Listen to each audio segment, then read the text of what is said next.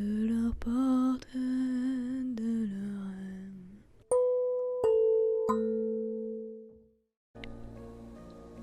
Seuraavassa Voablop, Alepslusana, la solitude. Être seule pour moi c'est vraiment un luxe. J'adore être seule et me retrouver moi. C'est peut-être et probablement c'est très prétentieux de dire que j'adore passer du temps avec moi-même et que je me fais rire, que je m'aime vraiment beaucoup et que pour rien au monde je ne serais quelqu'un d'autre. C'est prétentieux mais c'est vrai. J'adore être avec moi. J'ai remarqué que peu de personnes aiment se retrouver seules et j'en ai déduit que c'était car ils ne connaissaient pas assez ces moments-là de solitude profonde. Ces moments confrontés à soi-même, où l'on peut être qui l'on veut et où l'on peut tester tout ce que l'on veut, et c'est juste nous et le monde. Et je trouve que c'est un vrai instant de liberté. Et bien entendu, je parle quand c'est de la solitude choisie et pas une solitude qui va être subie par une mise à l'écart ou autre. Car il y a une différence entre la solitude et bien évidemment se sentir seul. On peut se sentir seul en étant constamment entouré, comme on peut être seul tout en étant entouré. C'est pas parce qu'on a du monde autour de soi qu'on est intégré, en fait. Et je dois passer 80% de mon temps libre seul par choix. Et je le dirai toujours, c'est un véritable luxe. J'ai presque toujours été seule par choix. Je ne suis pas enfant unique, ma famille est présente autour de moi, j'ai des amis, j'ai un frère, voilà, tranquille, des apéros se déroulent chez moi, et comme vous avez pu voir, le corps territoire, ça ne se passe pas toujours très bien. Je vais préférer des moments solitaires lors des apéros, les travaux solitaires lors de projets, plutôt qu'être avec des gens. Pas parce que j'aime pas les gens.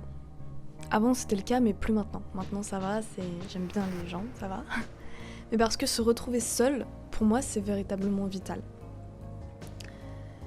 Et il y a aussi le fait, je pense que ça doit jouer, que quand je suis dans un groupe de plus de 3 ou 4 personnes, j'ai tendance à m'effacer et à devenir complètement discrète puisque j'arrive plus à être véritablement moi et j'arrive plus à bien parler.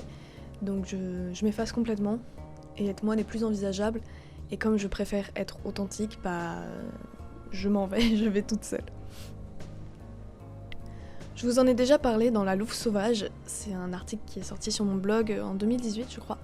Vous pouvez toujours le retrouver sur le blog. Je suis une solitaire qui adore communiquer, c'est paradoxal, oui.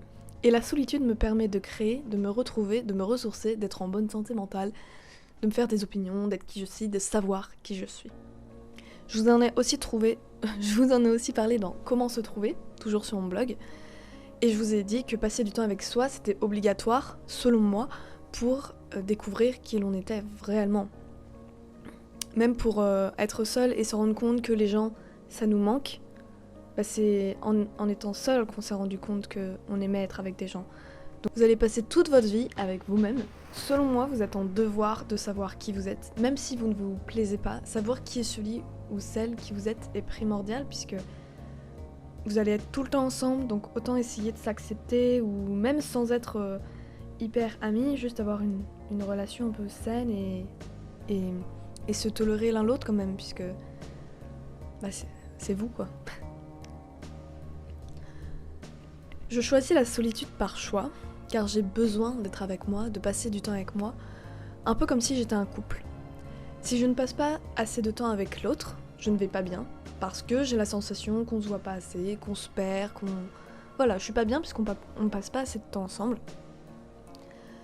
Cependant, quand je suis souvent avec l'autre, donc moi, je vais bien et je suis pleine de vie puisque je suis alignée en quelque sorte. Et j'ai besoin de me retrouver seule pour ensuite donner aux autres de l'amour et passer de bons moments avec eux. C'est un équilibre qu'il faut trouver et qui change constamment et qu'il faut toujours réadapter.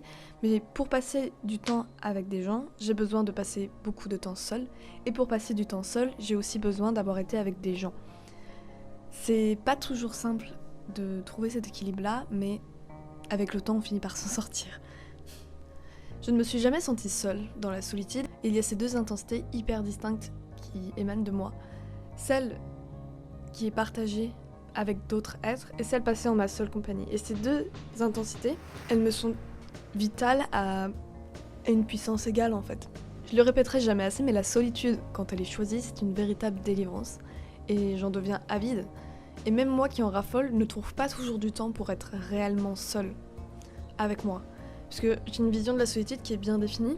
Par exemple, lire un livre, pour moi ça ne va pas être passer du temps seul puisque vous êtes dans l'histoire avec le livre, vous n'êtes pas avec vous. Comme créer des projets, être tout le temps dans mon monde et dans ma création, c'est pas non plus passer vraiment du temps seul. Je parle de temps seul avec un peu une sorte de méditation, par exemple quand vous dessinez, il y a cette sorte de méditation. Quand on crée un projet aussi, il peut y avoir cette méditation-là, mais elle n'est pas forcément...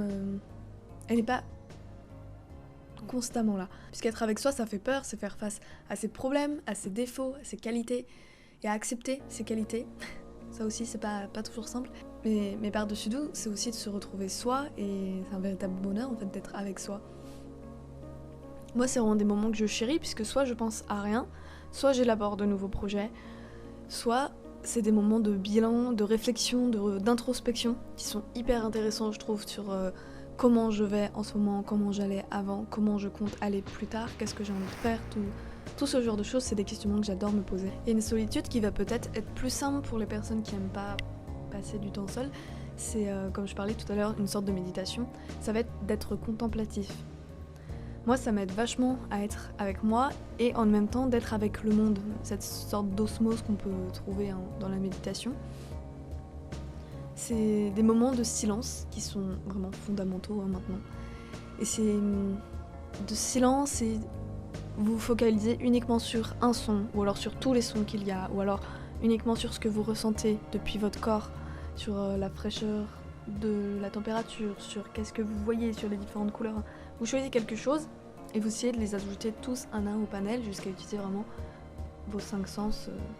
Ça peut être quelque chose à l'intérieur de vous, par exemple le goût de votre propre bouche, la texture de votre propre peau et la façon dont vous respirez, mais ça peut aussi être sur quelque chose de plus extérieur, comme je l'ai dit, le chant des oiseaux, le vent, tout ça.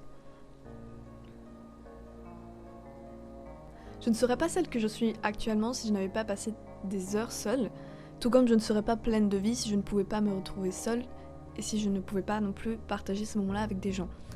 Je ne serais pas créative si je n'avais pas été et si je ne suis plus seule. Et en fait, je serais tout simplement pas bien si je passais pas autant de temps seule qu'avec des gens. Je n'aurais pas envie d'être avec les autres si je n'étais pas parfois seule avec moi et vice-versa. Donc je vous encourage vraiment à passer du temps avec vous-même parce que... Et j'espère que vous pourrez toucher un jour ou que même vous allez toucher directement cette harmonie en fait qu'on trouve quand on est juste seul avec nous. Ça peut aussi passer par le jeu. Tout ce qui va être sur mon blog, je poste de temps en temps des séries de photos qui vont être des autoportraits. Et ça, c'est vraiment des moments de jeu hyper intenses avec moi-même et qui... C'est juste drôle et on s'éclate en étant seul, quoi. Et en même temps, quand on est seul, on n'est pas véritablement seul puisqu'on est avec nous-mêmes. De leur portrait